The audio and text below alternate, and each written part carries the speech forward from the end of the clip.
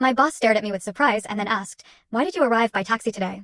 What happened to the car we gave you for your promotion?" Before I could respond, my husband in HR smiled and said, "Her sister drives that car right now." My boss fell silent for a moment, and what he did next made me genuinely proud. Have you ever had a moment where your whole life, your career, yourself, just fractured?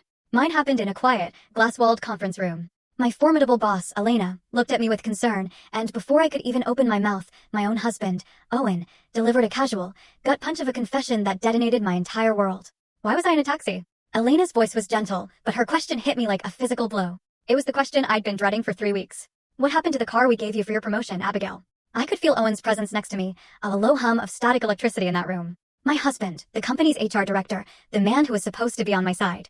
And before I could answer, before I could scramble for another excuse about car trouble or maintenance to protect him, Owen spoke. "Her sister is using that car now." His tone was so casual, so utterly matter-of-fact. Like he was commenting on the weather.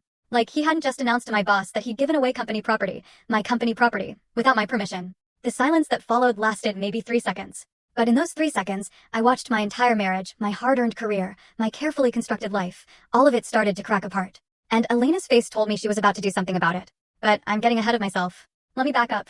Let me tell you how I ended up in that conference room, in that impossible moment where my own husband could casually destroy me in front of my boss without even looking up from his phone. It started 3 weeks earlier, over breakfast.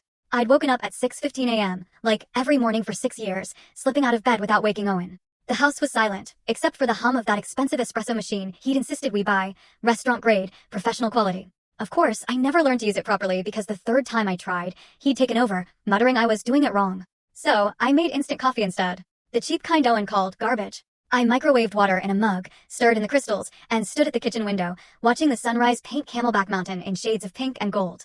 My Audi should have been in the driveway. The pearl white Q5 with caramel leather interior that came with my promotion to Senior Solutions Architect last year. My designated parking spot at work had been empty for weeks now. And every morning I stood at that window, I felt that absence like a missing tooth.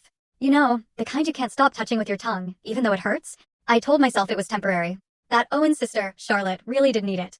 That I was being difficult, materialistic, petty for caring so much about a car. But standing there with my cheap coffee, feeling the full story on the channel. Link below. Click now and watch what happened next.